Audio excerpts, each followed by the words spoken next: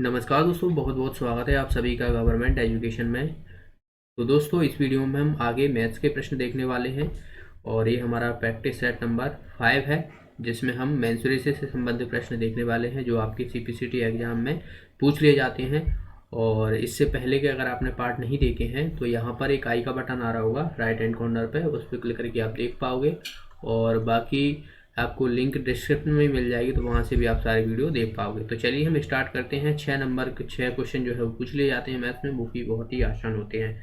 चलिए तो पहले क्वेश्चन की तरफ पढ़ते हैं। पहला क्वेश्चन जो दिया हुआ है यहाँ पर, क्या दिया हुआ है देखिए, एक आयत की लंबाई 3 गुना बढ़ाने और उसकी चौड़ाई उसकी मूल चौड़ाई से आधी कर देने पर मूल आयत के क्षेत्रफल का नया आयत के क्षेत्रफल से अनुपात पूछा गया है।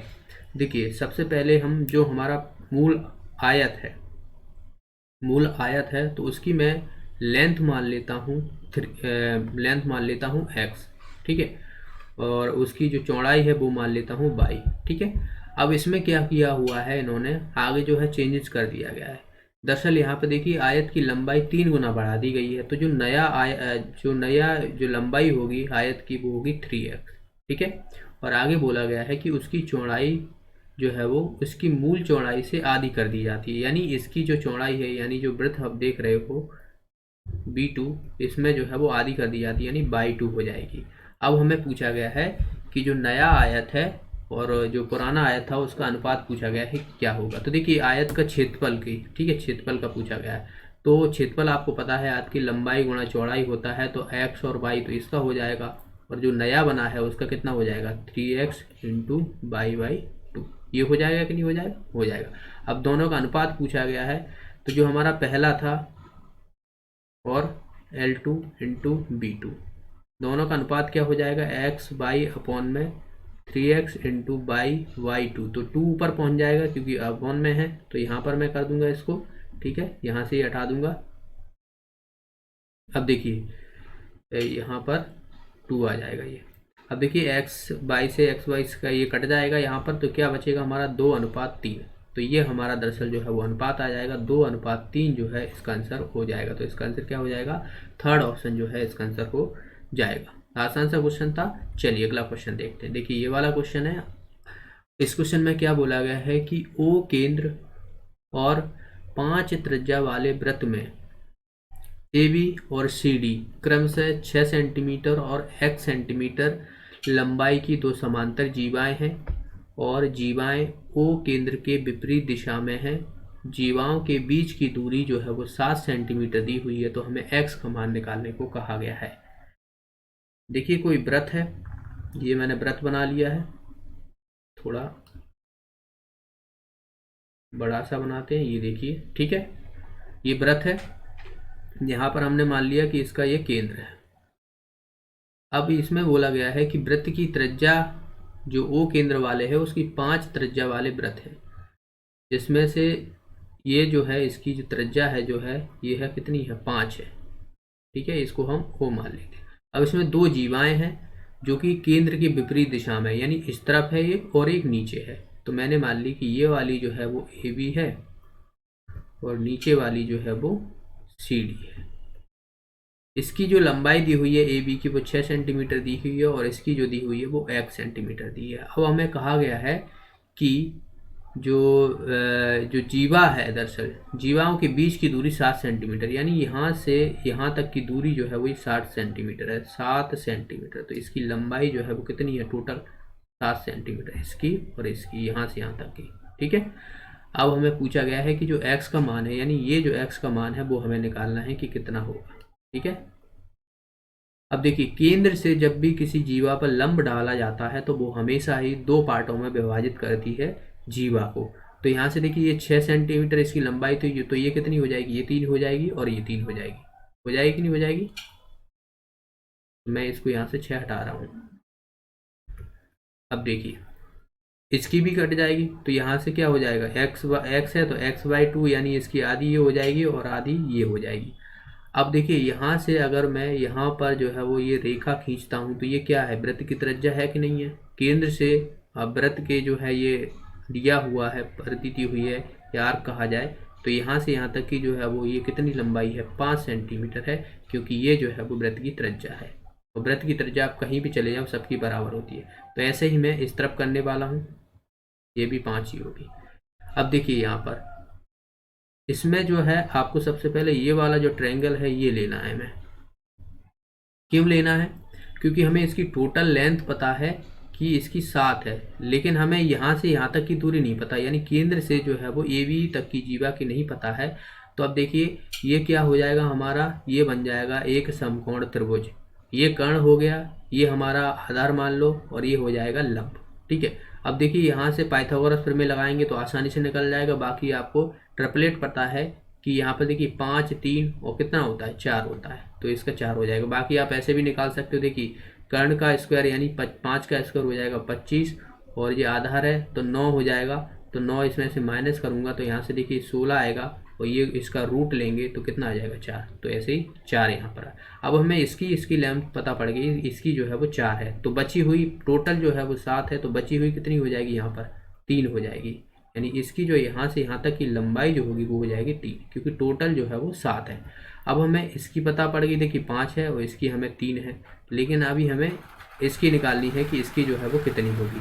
ठीक है, तो इसमें भी हम वही पाइथागोरस प्रमेय लगाएंगे, बिल्कुल लगाएंगे। देखिए 5 का स्क्वायर बराबर 3 का स्क्वायर प्लस XY2 का होल स्क्वायर। ठीक है, इसका भी स्क्वायर करना पड़ेगा। अब देखिए ये कितना होता है, 5 25 बराबर ये हो जाएगा 9। इसको अब अभी हम ऐसे ही रहने देते हैं। ठीक है, इसको हम अभी ऐसे ही रहने देते हैं। अब देखिए इसको मैं इस तरफ ले जाऊंगा तो माइनस कर दूंगा तो ये कितना हो जाएगा, 16 हो जाएगा। तो अब हमें यहाँ से देखिए क्या मिला, x/2 का होल स्क्वायर बराबर 16। तो इस स्क्वायर को यहाँ से हटाऊंगा तो इधर रूट लगाऊंगा मैं, तो यहाँ से देखिए कितना आ जाएगा, 4 आ जाएगा। तो यहाँ से आप देख पाओगे कि x बराबर हो जाएगा 4 इंटू ये 2 इधर जाएगा तो 2 से मल्टीप्लाई हो जाएगा, तो ये कितना हो जाएगा, 8 सेंटीमीटर। तो अब हमें पता पड़ गया कि x की जो वैल्यू दरअसल जो है वो 8 सेंटीमीटर है। तो इसका आंसर क्या हो जाएगा हमारा, बी ऑप्शन जो है इसका आंसर हो जाएगा 8 सेंटीमीटर। अगला क्वेश्चन, नेक्स्ट क्वेश्चन है यहाँ पर 784 यानी 784 सेंटीमीटर स्क्वायर क्षेत्रफल वाले वर्ग में अंत स्थापित वृत्त का क्षेत्रफल ज्ञात कीजिए। एक वर्ग है, वर्ग की चारों भुजाएं क्या होती है, बराबर होती हैं, आपको पता हो तो। ये हमारा वर्ग है। अब इसमें क्या है, एक जो है वो वृत्त है अंदर ही अंदर। ठीक है, क्योंकि कहा गया है अंत स्थापित, यानी अंत जिसके अंदर जो है वो स्थापित है।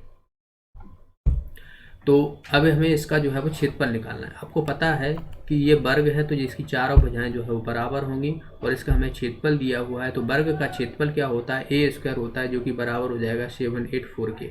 अब हम भुजा निकाल लेंगे इसकी, √784। इसका देखिए रूट कैसे लेंगे, आपको याद देखिए, वैसे तो आप कम से कम जो है वो 50 तक जो है वो स्क्वायर याद कर लीजिएगा सभी के, वो आपको हमेशा ही जो है वो हेल्पफुल रहते हैं, आपका टाइम बचत करते हैं। और नहीं तो आपको ऐसे तो निकाल ही सकते हो, मैं आपको बता चुका हूँ। 4 2 का स्क्वायर करते हो, 8 करते हो तो 8 का 64 आता है, यानी इसमें भी 4 आता है। तो यहाँ पर क्या हो जाएगा हमारा, 8 हो जाएगा इन दोनों को। अब देखिए 2 का स्क्वायर करेंगे, 2 दूनी 4, 3 का करेंगे 3 तरफ 9 होता है, जो कि इससे ज़्यादा होता है। तो 2 3 6, यानी इसके साथ जो है वो 2 आ जाएगा। तो ये किसका होता है, 28 का स्क्वायर होता है। तो ऐसे आप निकाल सकते हो। तो A = हो जाएगा 28। अब हमें पता पड़ गया कि इसकी जो भुजा की लंबाई दरअसल जो है वो 28 है। ठीक है, ये 28 है हमारी। अब आप देखोगे कि वर्ग की चारों भुजाएं बराबर होती हैं। अब ये 28 है, तो जायज़ सी बात है, ये हमारा वृत्त है, तो वृत्त के बीच में से क्या जाएगा, जीवा जाती है, व्यास जाता है, जीवा नहीं व्यास। ठीक है, ये हमारी व्यास है। अब इसकी लेंथ और इसकी लेंथ दोनों बराबर होंगी कि नहीं होंगी, ये भी 28 ही होगी क्योंकि बीच में से जा रहा है। तो अब आपको पता है कि व्यास यानी d बराबर हमें दिया हुआ है 28, और व्यास की आधी जो होती है वो क्या होती है, त्रिज्या होती है, यानी इसकी आधी जो है कितनी हो जाएगी, 14 हो जाएगी, जो कि हमारे वृत्त की त्रिज्या हो जाएगी। अब हम आसानी से जो है वो वृत्त का क्षेत्रफल निकाल सकते हैं। तो वृत्त का क्षेत्रफल क्या होता है, πr²। तो इसमें हम वैल्यू रख देंगे बस, 22/7 जो है वो इसकी वैल्यू होती है पाई की। तो यहाँ पर देखिए दिया भी है। ठीक है, और r कितना हमारा 14 है, इंटू 14। तो यहाँ से देखिए कितना हो जाएगा, 7 दूना 14, तो ये हो जाएगा। तो ये हो जाएगा 44 इंटू 14।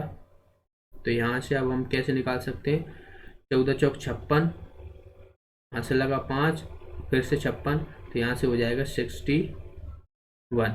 तो यहाँ से 616 जो है इसका आंसर आ जाएगा। 616 सेंटीमीटर स्क्वायर जो है वो वृत्त का क्षेत्रफल होगा। तो इसका आंसर हो जाएगा हमारा ए ऑप्शन। अगला क्वेश्चन, एक वर्गाकार मैदान का क्षेत्रफल दिया हुआ है 1764 मीटर स्क्वायर। एक आयताकार पार्क की चौड़ाई वर्गाकार मैदान की भुजा की 1/3 और इसकी लंबाई उसकी चौड़ाई से 2 गुना अधिक है। ठीक है, 15 रुपये प्रति मीटर स्क्वायर की दर से पार्क को समतल करने की लागत ज्ञात करना है कि कितनी होगी। एक हमें वर्गाकार मैदान है, ठीक है, ये वर्गाकार मैदान है, और एक आयताकार अलग दिया हुआ है। ठीक है, ये आयताकार अलग दिया हुआ है। अब इसका तो हमें क्षेत्रफल दिया हुआ है 1764। तो इसका बात की जाए तो ये ए स्क्वायर बराबर कितना हो जाएगा 1764। इसका अगर हम देखा जाए तो ए की वैल्यू कितनी आ जाएगी, इस पर रूट लगाएंगे तो यहाँ से देखिए 2 और 8, तो 4 चौक 16, यानी ये हो जाएगा 42। 42 का स्क्वायर होता है इतना। तो ए हमारा जो आया है वो आ गया 42। ए इक्वल टू आ गया 42। अब देखिए आगे क्या बोला गया है कि जो आयताकार पार्क की चौड़ाई है वो वर्गाकार मैदान की भुजा की 1/3 है। यानी भुजा हमें दी है, जो वर्ग की भुजा है वो इतनी है। अब इसका कितना है 1/3 है, यानी जो चौड़ाई इसकी वृत्त जो दी हुई है वो ए की यानी वर्ग की जो भुजा की 1/3 है। तो इसमें देखिए 42/3 इक्वल टू 3 × 3 3 चौक 12। तो यहाँ से हमारी जो है वृत्त कितनी हो जाएगी 14 मीटर। ठीक है, 14 मीटर हो गई। आगे बोला गया है कि जो इसकी लंबाई है, मतलब इसकी जो ये वाली लंबाई है, ये लेंथ है और ये विड्थ है, वो कितनी है इसकी लंबाई इसकी चौड़ाई से 2 गुना अधिक है। यानी ये जो चौड़ाई आप देख रहे ये जो आप देख रहे हो चौड़ाई इसकी 2 गुना है, यानी 14 × 2 करोगे तो ये कितना हो जाएगा 28। ठीक है, तो ये आ गई। अब हमें यहाँ से इसकी जो लागत निकल रही है वो कितनी है। अब सबसे पहले ये पूरा हमें भरना है, दरअसल जो समतल करना है इसको, तो जाहिर सी बात है ये पूरा क्या होगा, ये एक एरिया होगा ये आयत का। तो आयत का एरिया क्या होता है लंबाई गुणा चौड़ाई, यानी 14 × 28। अब इसमें जो है वो हमें 15 रुपये जो है वो प्रति मीटर स्क्वायर के हिसाब से पड़ रही है। यानी अगर हम देखें 1 मीटर इतना क्षेत्रफल है तो इसमें जो है वो 15 रुपये लग रहे हैं। तो पूरे में कितने लगेंगे, तो पूरा हमें जो है एरिया इतना पता है, 15 से मैं मल्टीप्लाई कर दूंगा तो मुझे जो है वो इसका आंसर मिल जाएगा कि इतने रुपए लगेंगे। बस यहाँ से आपको जब आप इसे सॉल्व करोगे तो इसका आंसर जो आएगा वो आ जाएगा 5880। ठीक है, तो इतने रुपए की लागत लगेगी, इसका आंसर हो जाएगा हमारा ए ऑप्शन। तो आई होप ये वाला क्वेश्चन आपको समझ में आ गया होगा। देखिए क्वेश्चन का लेवल थोड़ा अच्छा है और इसीलिए मैंने यहाँ पर जो है ये क्वेश्चन सेलेक्ट किए हुए हैं, ताकि आपको देखिए आसान क्वेश्चन सभी कर लेते हैं, थोड़ा आपको अच्छे से प्रिपरेशन करना है, जाकि आपको इन 6 जो नंबर हैं मैथ्स के और 6 नंबर जो रीजनिंग के हैं वो आपसे बिल्कुल ना छूटे, क्योंकि ये बहुत ही मतलब इम्पोर्टेंट हैं एक तरीके से। आप अगर मैथ्स में है तो इसकी कोई गुंजाइश नहीं है, आपके कॉन्सेप्ट क्लियर हैं तो आप कैसा भी क्वेश्चन आएगा ना तो आप उसे हल कर जाओगे।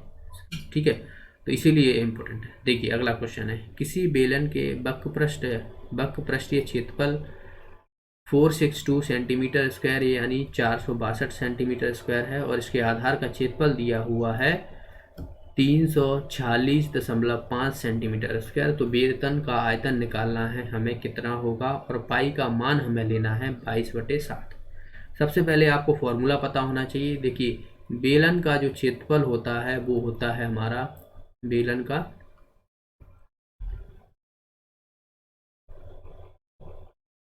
का क्षेत्रफल की अगर हम बात करें तो इसका होता है πr²h। बेलन आपको पता हो तो कुछ इस तरीके का होता है, एक डब्बा मान के चलो आप, जो टिफिन होता है एक डब्बा, ठीक है, तो उसी तरीका का होता ही। तो ये हमारा हो गया बेलन। और इसके वक्रपृष्ठीय क्षेत्रफल होता है वो होता है हमारा वक्रपृष्ठीय क्षेत्रफल जो होता है वो होता है 2πrh। और इसका आधार यानी ये आप देख रहे हो ये आधार है, तो इसका क्षेत्रफल क्या होगा, ये तो आधार जो है वो एक सर्कल है, तो सर्कल मतलब πr² होता है। ठीक है, आधार का क्षेत्रफल, तो ये हो जाएगा आधार का क्षेत्रफल। ठीक है, ये हमारा फॉर्मूला पता होना चाहिए। अब देखिए, अब सबकी जगह मैं रख दूंगा तो 2πRh बराबर कितना दिया हुआ है हमें, 462 दिया हुआ है। तो पहले हम इसको सॉल्व कर लेते। देखिए 2 से मैं इसे डिवाइड करूंगा यहाँ पर, πRh बराबर 2 दूने 4, 2 3 6, 2 1 2। ठीक है, पाई का मान हम 22/7 रखेंगे, इसका मान 22/7। आर हमें पता नहीं है, एच हमें पता नहीं है, तो यहाँ से 2 3 1। तो यहाँ से मैं 11 से इसे काट सकता हूँ, 11 दूना 22, 11 दूना 22, 11 एकन 11।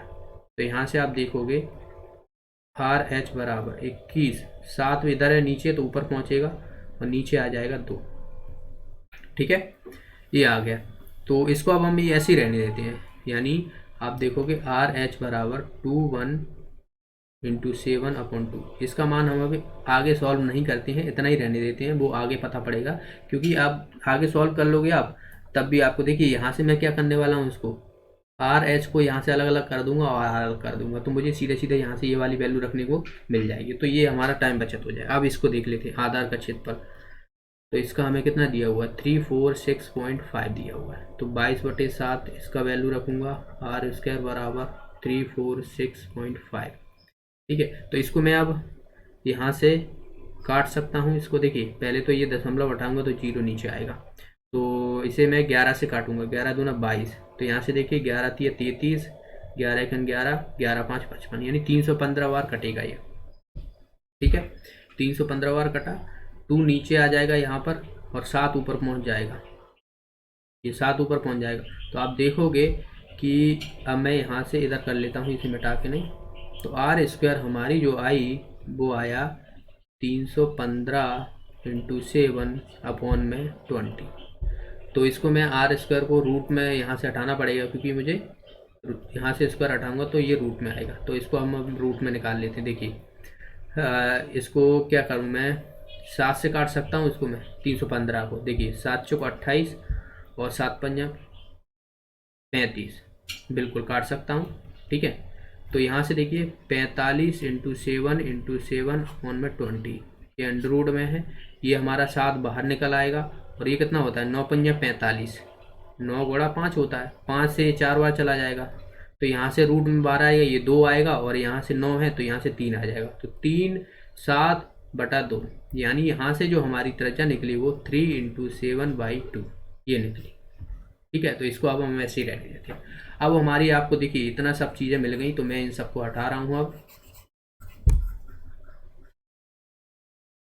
सीधा सीधा अब हम क्षेत्रफल की तरफ बढ़ेंगे, क्षेत्रफल निकाल लेंगे इसका।